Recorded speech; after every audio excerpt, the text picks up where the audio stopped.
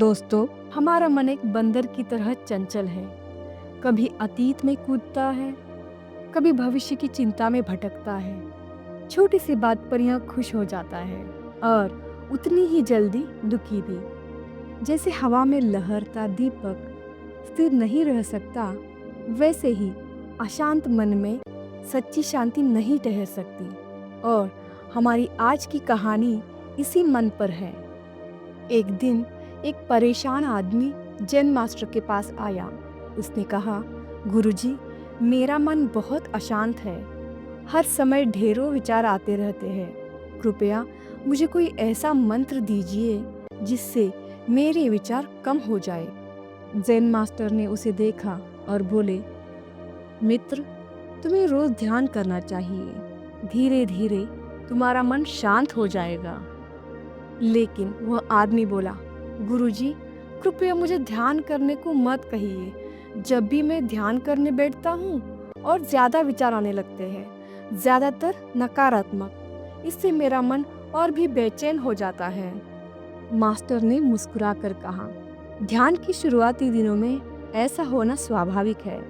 अभ्यास करते करते मन शांत होने लगता है।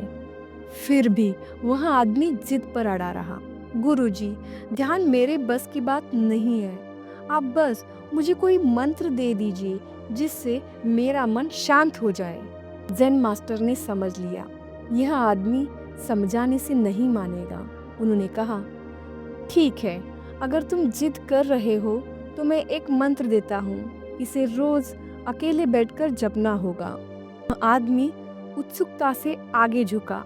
मास्टर ने उसके कान में मंत्र फुसफुसाया और साथ ही एक चेतावनी दी, लेकिन याद रखना, मंत्र जपते समय बंदर के बारे में मत सोचना। अगर तुमने बंदर के बारे में सोचा तो मंत्र बेअसर हो जाएगा। आदमी हंस पड़ा, मैं बंदर के बारे में क्यों सोचूंगा? मैंने तो जीवन में कभी बंदर के बारे में नहीं सोचा। उसने गुरुजी को धन्यवाद दिया और खुशी खुशी घर लौट आया। शाम को वह बैठा मंत्र जपने, लेकिन जैसे ही उसने शुरू किया, मास्टर की चेतावनी याद आ गई, बंदर के बारे में मत सोचना। और तभी उसके मन में बंदरों की तस्वीरें आने लगी। उसने उन्हें नजरअंदाज करने की कोशिश की, लेकिन जितना वह उन्हें दबाने की कोशिश करता, उतने ही ज्यादा बंदर कूदने फांदने लगे। वह सोचने लगा, यह क्या हो गया? अगर गुरुजी जानते थे कि बंदर परेशानी है तो उन्होंने उसका जिक्र ही क्यों किया? उसने नहा धोकर कपड़े बदले और फिर से कोशिश की, लेकिन आंखें बंद करते ही हर तरफ बंदर दिखने लगे। कमरे में, ख्यालों में, यहाँ तक कि परिवार के चेहरों में भी। सुबह तक वह पागलपन की कगार पर पहुंच गया। अगली सुबह वह भागा भागा गुरुजी के पास पहुंचा। गुरुजी, आपने मुझे कैसा मंत्र दिया?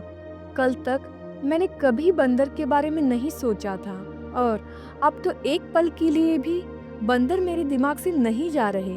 कृपया मुझे इससे मुक्त कीजिए। जैन मास्टर शांत स्वर में बोले, आराम करो, मंत्र का जाप बंद कर दो, कुछ मत करो।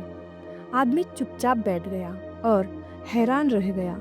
बंदरों का ख्याल तुरंत गायब हो गया और उसका मन भी फिर से सामान्य हो गया। मास्टर ने समझाया, देखो मित्र, मैं तुम्हें केवल मन का स्वभाव समझाना चाहता था। जितना तुम किसी विचार को दबाने की कोशिश करोगे, वह उतना ही मजबूत होकर लौटेगा। जैसे स्प्रिंग को जितना दबाओ, वह उतनी ही ताकत से उछलेगा। वैसे ही जब तुम मन को जबरदस्ती शांत करना चाहोगे, वह और अशांत हो जाएगा। इसके बजाय शांत रहो और अपने विचार को बस देखो, बिना किसी लगाव के।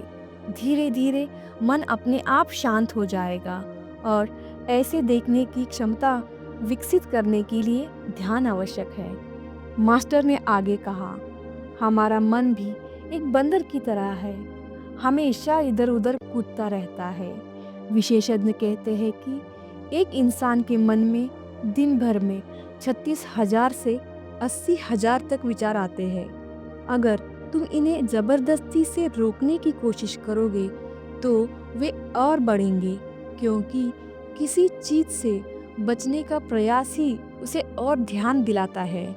जब तुम ध्यान करते हो तो मन में दबे पुराने संस्कार तरह पर आने लगते हैं, जैसे घर की सफाई करते समय धूल उड़ने लगता है। शुरू में यह विचारों की संख्या बढ़ा देता है, लेकिन यह केवल मन का कचरा बाहर निकल रहा होता है।